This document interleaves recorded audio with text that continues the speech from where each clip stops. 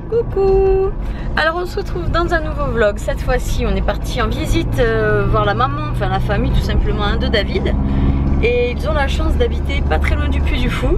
Donc on s'est dit qu'on allait s'autoriser une petite virée là-bas pour découvrir tout simplement et faire découvrir aux enfants. Donc moi le Puy du Fou je connais depuis pas très longtemps. J'en ai entendu parler je pense quand j'ai connu David, coïncidence totale.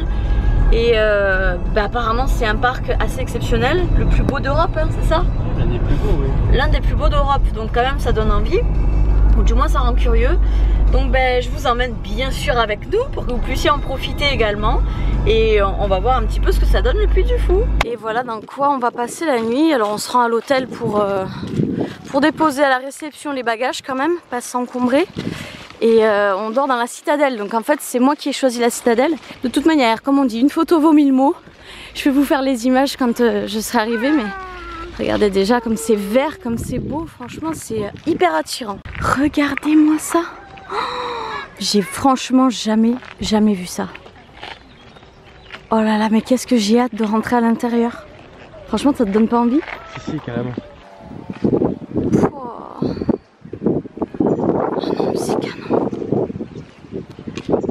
Là on s'y croit à fond. Ah ça fait une drôle d'impression, je vous jure, on a l'impression d'être vraiment dans le Moyen-Âge là. Comme je viens de dire à David, vous savez dans quoi est-ce que je me crois là? J'ai l'impression d'être dans Shrek. Regardez. Vous savez dans Shrek c'est un peu moyenâgeux aussi et on se croirait là-dedans mais c'est hyper agréable. Franchement moi je suis très intéressée par l'histoire déjà de base. J'ai un intérêt qui est assez accru pour toutes ces choses là. Et là d'être en immersion, mais vous imaginez même pas la sensation que ça procure. Oh regardez, il fait le pain comme à l'époque. Même le four et tout là-bas derrière. C'est hyper pédagogique. Avec le four. Regardez, il y a même un atelier de tailleur de pierre. Ça partait d'un bloc, vu qu'il n'y avait pas la photo à l'époque. Et il taillait et ça faisait des choses comme ça. Mais je trouve ça mais magnifique. Oh allez là, on va direction les Vikings pardon. C'est un spectacle qui dure un certain temps. Donc on s'approche et on va y assister. Regardez l'intérieur des Vikings. Oh, oh putain, c'est beau.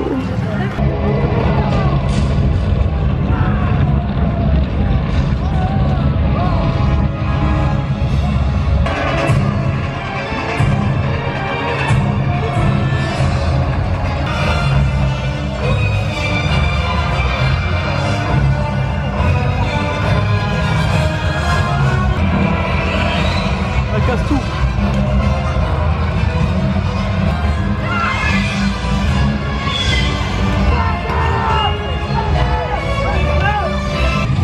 Arrêtez le combat. Alors on vient de finir de voir les Vikings. Voilà l'état du mouchoir, d'accord? J'ai été émue profondément, mais c'était tellement touchant.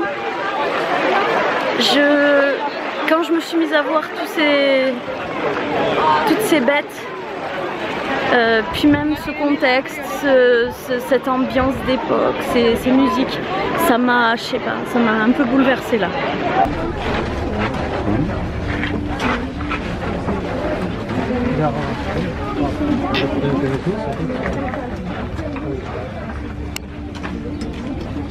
Oh mon dieu, que c'est beau, regardez-moi, c'est une noix. Et oui, c'est vrai qu'ils bouffaient ça au Moyen-Âge. Il y en a une autre là-bas. J'adore les oiseaux. Mon dieu, j'adore ça. Regardez un peu toutes ces armes. Et ça, c'est le forgeron lui-même qui l'a fait.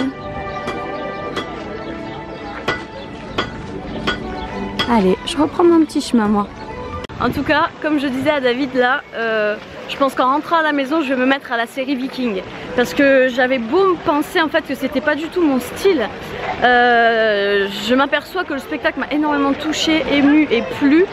Donc j'ai bon espoir en fait que la série me plaise tout autant. Donc voilà, le Puy du Fou m'a peut-être réveillé un nouveau centre d'intérêt quoi, tout simplement. M'intéresser un peu plus à cette période et il y a toutes ces histoires un peu nordiques, bon pas que nordiques bien sûr, parce que le Moyen-Âge c'est pas que dans le nord, mais franchement c'est éveillant, je sais pas si ça peut se dire, mais on est vraiment en éveil. Wow. Comment elle s'appelle cette attraction? Les mystères de la Pérouse. Une aventure scientifique commandée par Louis XVI. Donc là on vient de sortir de l'attraction Mystère de la Pérouse. Franchement je m'attendais à ce que ce soit un simple musée ou à rentrer dans un bateau, un truc assez banal. Mais je crois que je commence à comprendre qu'il n'y a rien de vraiment banal ici. Hein. Ça a été une reconstitution mais d'une réalité, d'une précision dingue. Je me suis régalée. On a vraiment été immergé dans qu'est-ce qu'étaient les longs voyages en bateau en mer quoi à l'époque et mais là par contre c'est plus Moyen-Âge, c'est plutôt Renaissance là. Renaissance, 1789. Voilà, là c'est la Renaissance. J'allais me dire en fait, mais il n'y a pas que du Moyen-Âge ici. Non, non. On voulait aller voir un spectacle avec des oiseaux. J'attendais ça depuis qu'on était arrivé. Mais bon, malheureusement, on a loupé les spectacles d'aujourd'hui. Donc on ira demain, c'est pas très grave. Là, on va aller se restaurer. Je sais pas exactement où est-ce que c'est. Ah voilà, la mijoterie du roi Henri. Voilà donc ce que j'ai pris moi pour le menu. Alors ici vous avez droit à une entrée. En fait vous avez la planche et vous la complétez en allant au buffet. Donc ici moi j'ai pris un chèvre, une salade de chèvre avec ses légumes revenus, poêlés. Ici j'ai pris, c'était quoi? C'était saucisse au piment d'Espelette avec des haricots blancs. Et ici j'ai pris un genre de tarte au citron façon crumble. Il y a un super air de jeu là comme ça pour les enfants. Donc après manger c'est assez sympathique. Là on va pouvoir se poser un petit instant, surtout que ma poupinette là-bas, elle nous a fait une diarrhée carabinée. Elle a bousillé tout son legging, il a fallu qu'on le jette. Donc voilà, on va essayer de se remettre tous un petit peu de nos émotions. Alors là on sort du spectacle Le Dernier Panache. J'ai ressorti le mouchoir. J'ai encore même la goutte. J'ai ressorti le mouchoir parce que encore une fois ça m'a fait pleurer d'émotion. Je savais pas qu'il était arrivé tout ça à la Vendée et ça retrace assez bien en fait ce qui s'est produit. Et je reste sans voix en fait. Ouais. L'histoire est vraiment chargée de choses émouvantes. Et là on est en train de se diriger pour aller voir les mousquetaires. Donc David il a essayé d'optimiser la journée vraiment un maximum. Ce qui fait que là on en a jusqu'à au moins 22 h et quelqu'un de spectacle. Sachant qu'il est que quoi, 15 h peut-être. Il y a déjà 15h45. Ah ouais, d'accord. Regardez, on est rentré dans le bâtiment en fait où va se dérouler le spectacle des mousquetaires. Regardez-moi ces décors. Déjà il y a foule et regardez-moi surtout cette scène. Wow. Alors là on vient de sortir des mousquetaires et c'était vraiment génial. Là vous avez vraiment affaire à un spectacle vivant. Il retrace un petit peu les années 1600. Ouais c'est plus 1600, tout à l'heure on était plus sur du 1700. Maintenant c'est du 1600. Ça parle un petit peu forcément des mousquetaires. On a vu qui? On a vu Cyrano de Bergerac. On a vu Corneille, bah oui les trois mousquetaires. On a vu D'Artagnan, Bouton d'Or, enfin voilà. Tous ces personnages là qui sont des personnages très célèbres en France. Et là maintenant on va direction les arènes que je vais vous montrer tout de suite. Et ça s'annonce vraiment impressionnant parce qu'on a vraiment affaire à des arènes extraordinaires quoi. Regardez un peu ces arènes surdimensionnelles. Pour un parc, franchement avoir un modèle pareil c'est pas rien. Hein. Et là on est dans l'arène. Enfin dans la... Oui si on est dans l'arène. Et c'est là que vont se passer les choses sérieuses.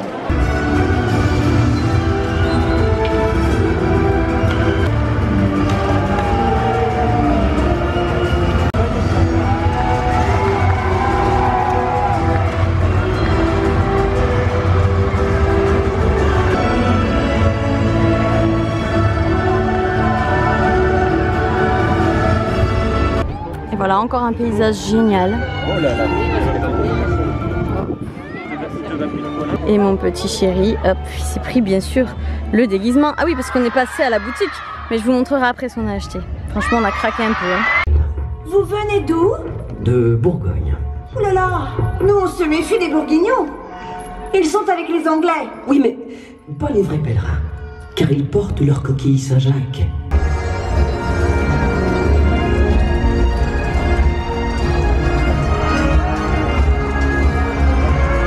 Donc là je sors du superbe spectacle où ça parlait de Jeanne d'Arc essentiellement.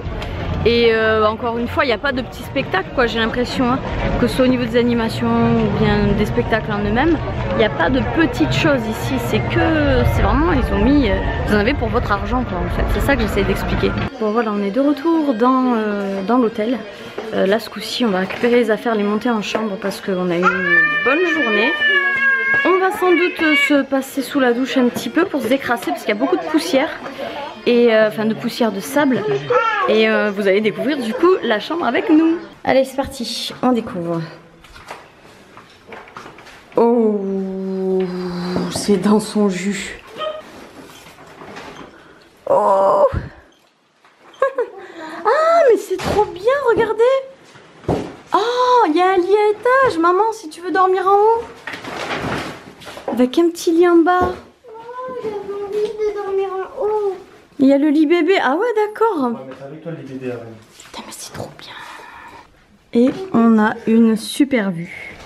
Oh, mais franchement, c'est une immersion totale. Regardez-moi ce truc. Mais attendez, c'est quand même pas ce que je pense. C'est quand même pas ce que je pense. Et j'ai une grande frousse là. Oh non, ça va, c'est un chiotte ordinaire. Mais ça aurait été pas mal. Ça aurait été quoi? Je croyais que c'était des cabinets secs. Et la douche. Avec la bassine. C'est pas mal. Ah, pas de baignoire. Ah ouais. Là, on est sur une douche, comme ça. Un peu à l'italienne. Voyons, on va voir de l'intérieur. Avec le gel. Pour le corps et les cheveux, bah, ça tombe très bien parce que je vais m'en prendre une bonne là avec tout ce sable que je me suis amassé. Même les enfants ils vont y passer, ça c'est clair. Alors je vais vous montrer un petit peu les achats qu'on a fait. On n'a pas, enfin si on a acheté, on s'est fait quand même plaisir. Alors du coup il y avait tout l'attirail, l'armure etc que Aaron a porté tout à l'heure. Je pense que vous l'avez vu. Ensuite ça c'est David qui a décidé de prendre ça pour Poupinette, un petit loup. Parce qu'elle est fan de doudou, la mistinguette. Ensuite on a pris cet aimant pour le frigo de Viking. Bon moi c'était pas mon premier choix, je vous cache pas. Mais bon David tenait à prendre celui-ci donc je l'ai laissé un peu décider. Ensuite on s'est pris une reproduction de pistolet parce que c'était vraiment super joli. Voilà. Pour en guise de déco dans une maison comme ça, dans un bureau, c'est magnifique. Donc on s'est pris ça pour ça. Et par ici on est allé voir un forgeron qui a fait un, j'ai plus le nom, un fer à cheval, voilà. Un vrai fer à cheval fait par un forgeron. Donc ça on a trouvé que c'était hyper authentique par rapport au lieu qui est vraiment plongé dans le côté médiéval. Bon on n'a pas eu le temps hein, finalement de faire notre petite douche comme prévu. Et là on a la réception qui vient de nous téléphoner pour nous dire qu'on était attendus, tel de grandes célébrités, au restaurant. Mais ils font ça avec tous les clients, rassurez-vous. Hein. Enfin avec tous les clients qui logent à l'hôtel. Donc voilà, ce soir on mange à l'Écuyer Tranchant. C'est le restaurant qui a accolé à l'hôtel, on peut dire. Et regardez ça, c'est terrible.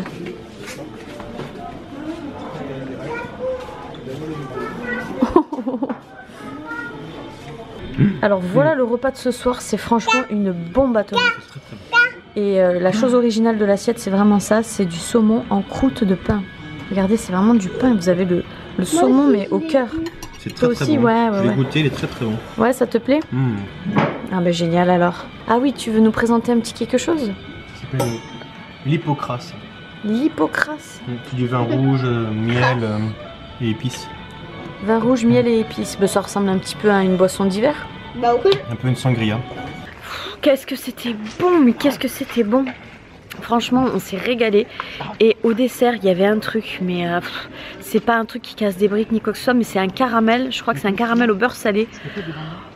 Oh putain, je m'en serais enfilé un bol entier tellement qu'il était bon, gourmand. Il y avait bien le goût là, comme ça, de ce caramel légèrement granuleux sur la langue là. Vous voyez ce que je veux dire? Donc là, j'ai vu un spectacle qui s'appelait les orgues en lumière, je crois, ou les orgues de feu, pardon. Bon, joli, pas pas à dire, joli.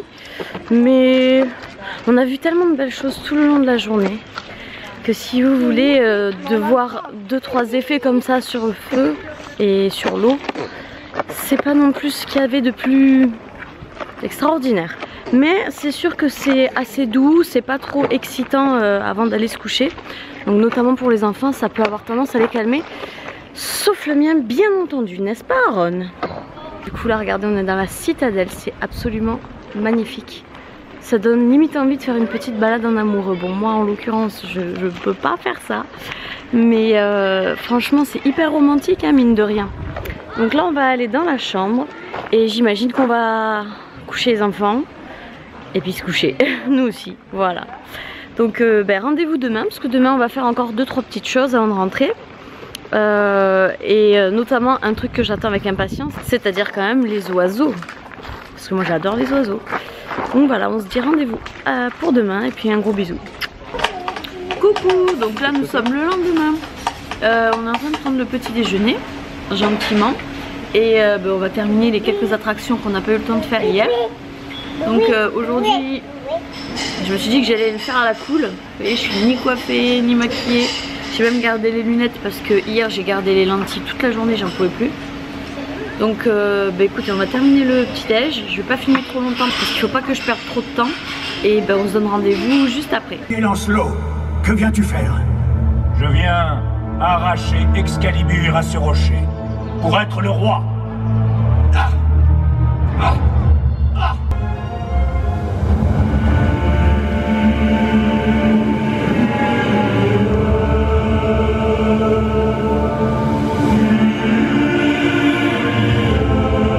Enfin, après les avoir loupés ce matin, enfin, on va pouvoir se faire les oiseaux fantômes.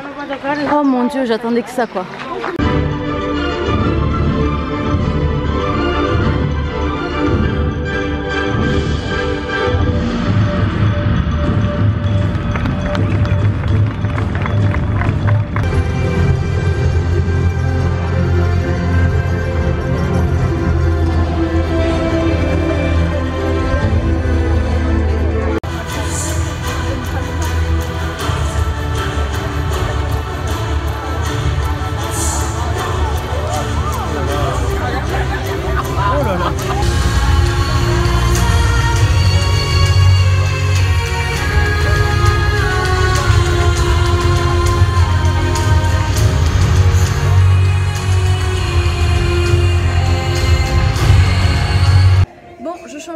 Étant donné que mon appareil photo est complètement déchargé depuis hier.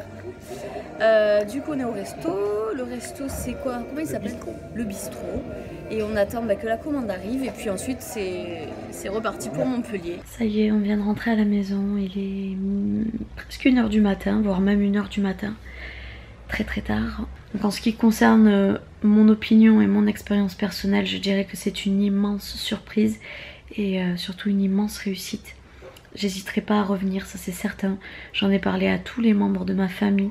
Je les ai tous stimulés pour qu'ils puissent aller à leur tour visiter le Puy du Fou. Parce que quand on est un petit peu curieux ou quand on est un petit peu en recherche comme ça d'éveil, c'est hyper satisfaisant. Et quand vous rentrez dans votre propre monde, dans votre propre siècle, vous avez tendance à vous dire c'était quand même pas mal aussi avant. Il n'y avait pas tout, mais il y avait juste l'essentiel.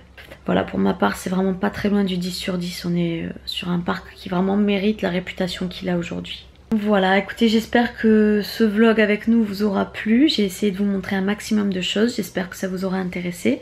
N'hésitez pas à partager sur vos expériences d'ailleurs à ce propos ou sur vos envies tout simplement en commentaire. Et moi, je vais vous faire un grand bisou. Et je vais aller pioncer. Bisous.